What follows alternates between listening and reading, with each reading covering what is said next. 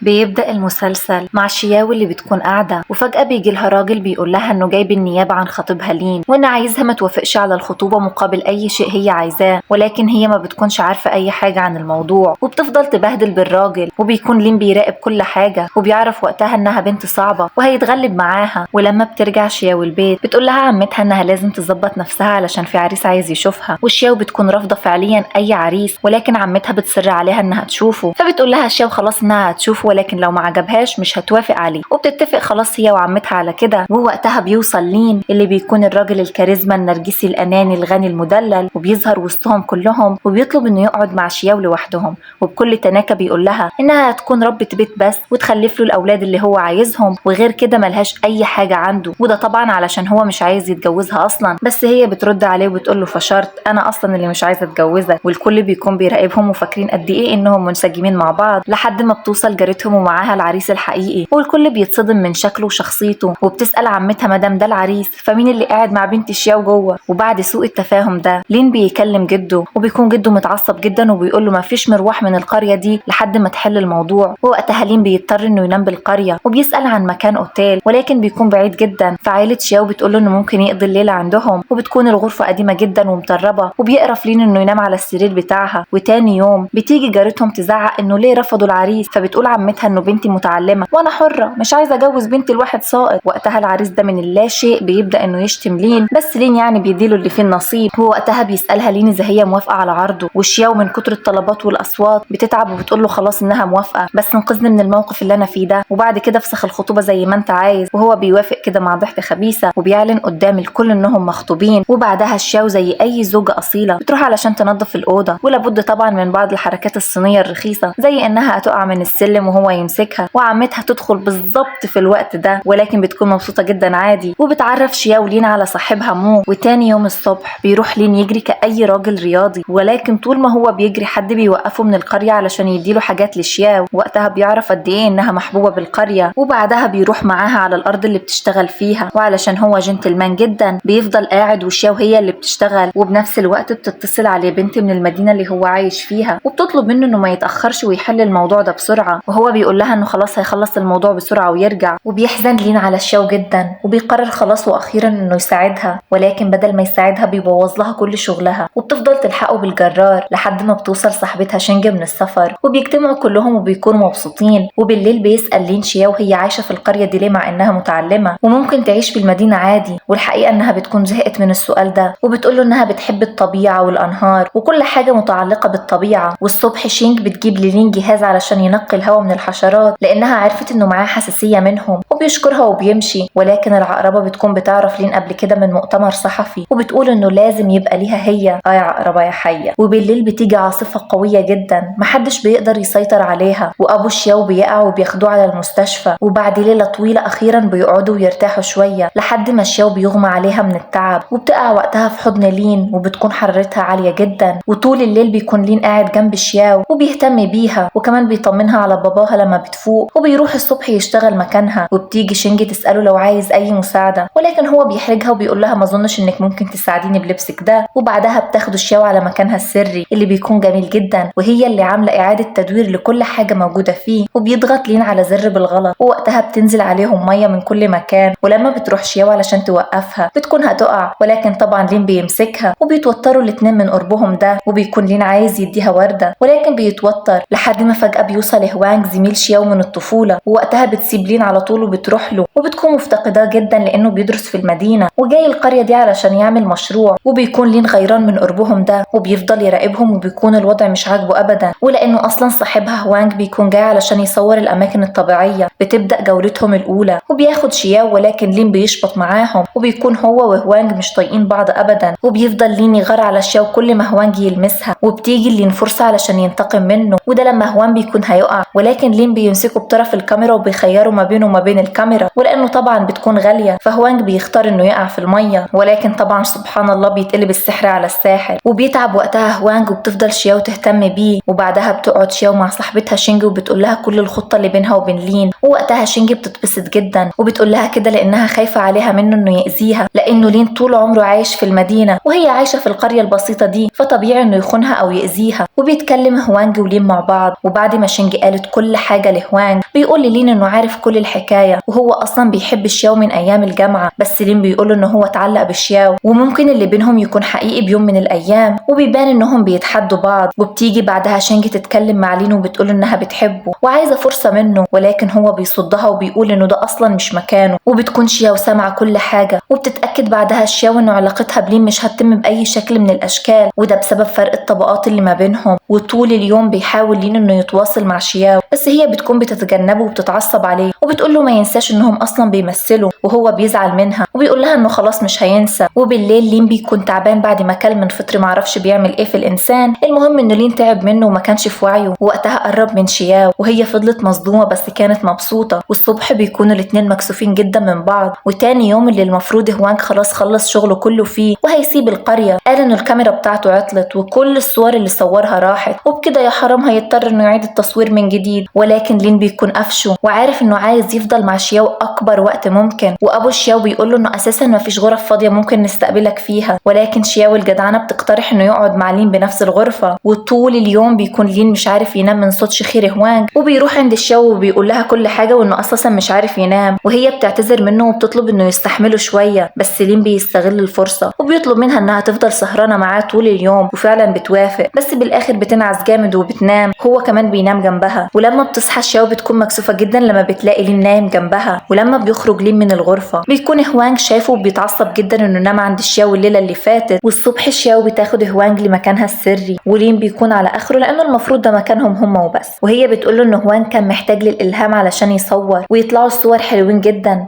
وبيقضوا اليوم كله تصوير. ولما بيكون هوانج قاعد لوحده ومتضايق بتيجي شينج وبتقوله انه ما يصحش يستسلم بالسهولة دي، وهو لازم يفكر كويس بعلاقته هو وشياو. وهو بيقول لها انه هيفكر ويرد عليها. وبالصدفة شينج بترد على مكالمة من موبايل لين، وبتكون البنت اللي دايما بتكلمه، وبتقوله انه المرة دي طول جدا عند شياو، وبكده هي مضطرة انها تلغي الاتفاق اللي ما بينهم، وشركته كده ممكن تفلس. وطبعا الحربوقة بتاخد الرقم وبترجع كل حاجة زي ما كانت. وبنفس الوقت بيجي صاحبها وبيجيب لها هدية فستان، وبيكون واضح انه معجب بيها، وكمان بيديها تذكرتين لرحلة مع بعض، وهي بتوافق انها تديله فرصة. وبنفس الوقت هوانج بيقول لشياو انه بيحبها، ولكن بتقول له وانا كمان بحبك يا اغلى اخ بالدنيا. وبتقول له انها بتحب لين ومفيش اي فرصة ليهم مع بعض. وبيكون لين سامع كل حاجة، ولما بيشوفها بيقول لها انه هو كمان بيحبها. واخيرا كده بيكونوا ارتبطوا رسمي، وهوانج بيكون قرر انه ينسحب ما بينهم ويسافر. وبيوصل جد لين للقرية وبيروح علشان يزور قبر جد شياو لانه كان اعز صديق عنده. وبيفتكر لما شاف شياو اول مرة، وبيتمشوا مع بعض لحد ما بيشوفهم لين وبيتصدم من وجود جده، وكمان الجد بيتصدم من شكل حفيده. وكلهم بيروحوا يفطروا مع بعض ويتعرفوا على بعض. وبالليل شياو بتكون بتعقم جروح لين من كتر ما اشتغل بالمزرعة، والحب بيكون كده يعني مالي الجو ما بينهم. وبترجع شينج من رحلتها وبتعرف انه لين هيعرض الجواز على شياو، فتسكت طبعا لا، بتتصل على الرقم اللي خدته من موبايل لين، وبتتقابل هي والبنت وبتقول لها على كل حاجة، وبتطلب انها تفرق ما بينهم مقابل منصب كبير بالشركة. وطبعا شينج بتوافق. ولما بتروح بتكون جايبة هدية لشياو وبتحضنها وبتقول بعقلها انها بتعمل كل ده علشان مصلحتها. وبتروح للمكان السري وبتخليهم يشربوا كتير جدا لحد ما بتستغل الفرصة، وبتاخد صور مع لين وكأنهم نايمين جنب بعض. وبتروح الصبح لشياو وبتوريها الصور،